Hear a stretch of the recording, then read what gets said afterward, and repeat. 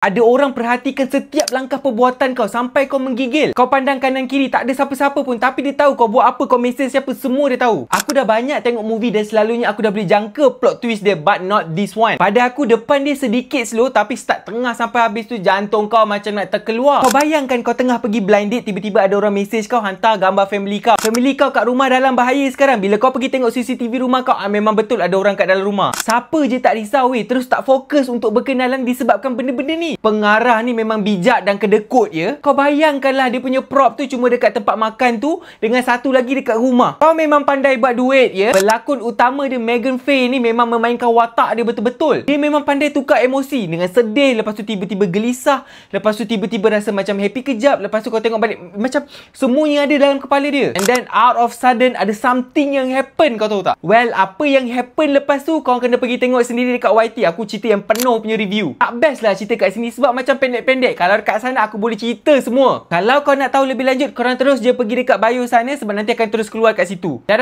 Itu saja daripada aku. Kalau korang dah tengok cerita ni atau baru nak tengok cerita ni, bila dah habis nanti jangan lupa komen kat bawah best ke tak, bantu orang lain untuk tengok. Dan kalau korang ada movie atau drama berseri yang menarik yang korang nak aku tengok, korang boleh komen kat bawah, nanti aku akan pick. Itu saja daripada aku. Assalamualaikum. Bye.